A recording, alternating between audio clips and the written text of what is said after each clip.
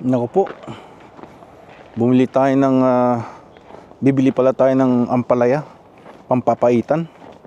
Wala tayong pampapaitan eh. So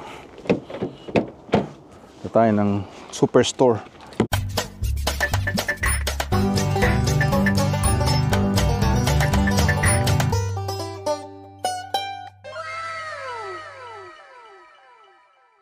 Bumili ng ampalaya tsaka lemon. Pwede rin yung lemon eh, para sa papaitan, yung balat. Yung dati ginagamit ko eh. Sarap din. Yan, alas 5 na ngayon eh. So yan, nag-ano tayo ngayon. Nag-start tayo ng ating medical stress leave. Dahil sa yung ating dati aksidente, na whiplash tayo, na concussion. So tawag nito, therapy for almost 2 years. We were off, but we're still getting some kind of tightness sa leeg tsaka sa ulo, parang at saka yung mga paa ko, likod, tuhod, left knee especially. I had a knee surgery in my left knee. But naapektuhan na lahat siguro dahil sa sa aksidente rin, na complicate yung lahat ng mga ating mga, at saka yung weight natin, yung ating well-being. So we're not that really well. So at naano rin nyo rin sa aking pagsasalita ay parang delay, dahil nga doon din siguro sa aking injury. Kaya medyo delay ang ating, naghahanap tayo ng, hindi tayo masyadong quick na kagaya dati nung bata pa tayo eh. Yung galaw natin is quick, and now you have to really be careful, right? So lahat naapektuhan. So ayun, nag-medical stress leave ako from binigyan ako ng medical note ng doktor ko, and then we handed it in last week before this week. So they called, but I missed the call. Ano na pala ngayon, 5 o'clock. So yun,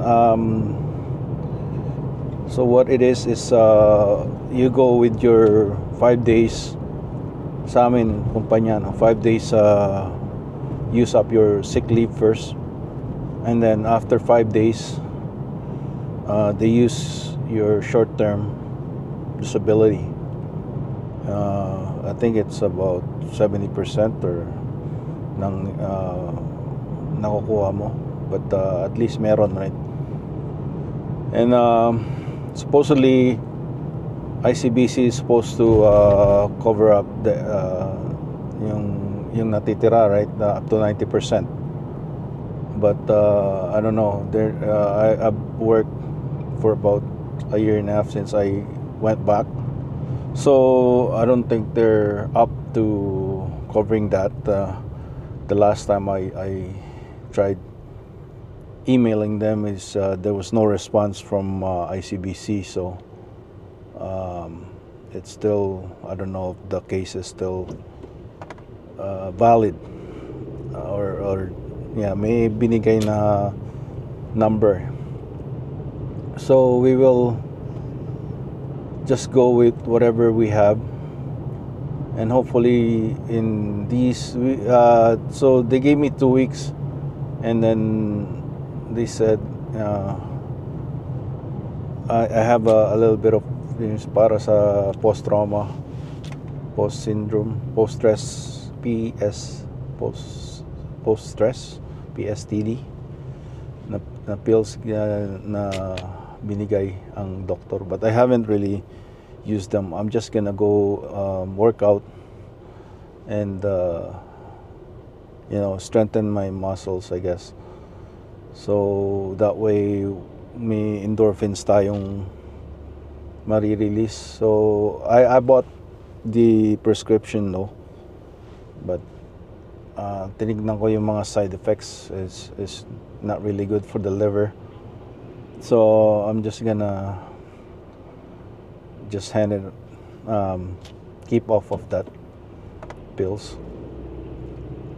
They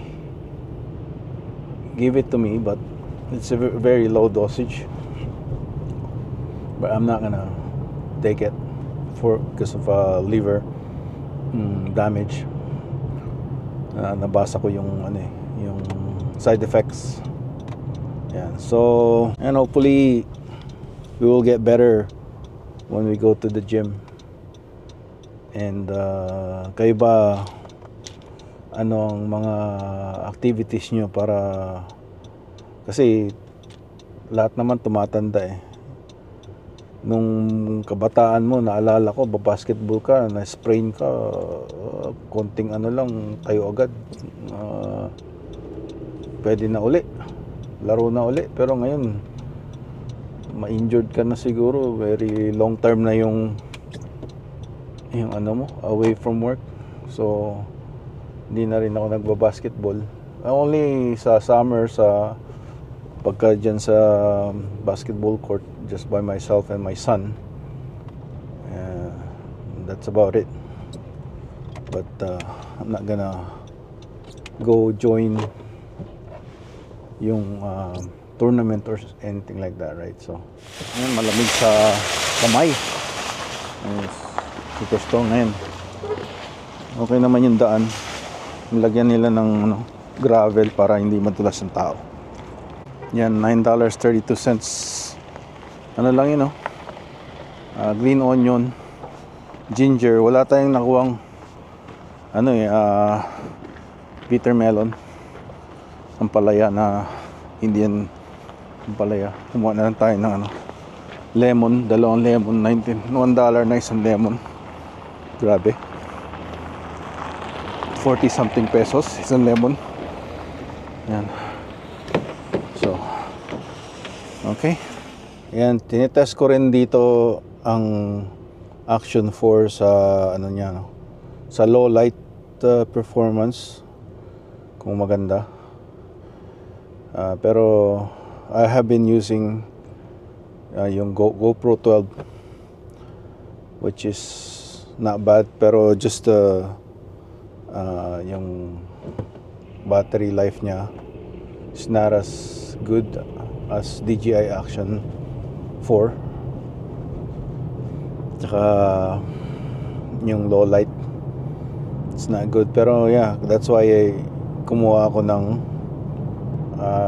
yung ilaw para dun sa GoPro.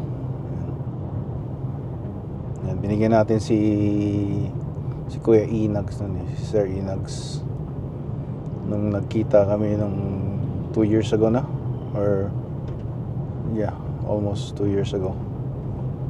So yun, dami niyang vlog sa USA yata. So San Francisco. So we've been there during the 90s, 2000, nung ating mga pa ako,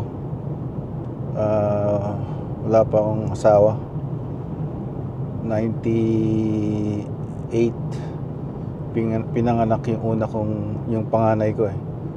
So before 98, nagpunta na tayo doon dati. At saka nung nung kinasal yung pinsan ko sa San Francisco nung 2001 ata yun. Yeah, 2001, 2002. Yan, Mike Padama. Shout out. Tsaka si Crisia. Tsaka si Noel Padama Jr. Skyler.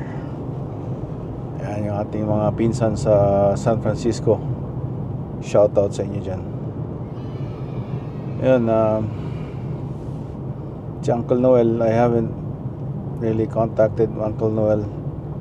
We've been contacting before yung sa pa ako, yun nga, yung before na-accident ako.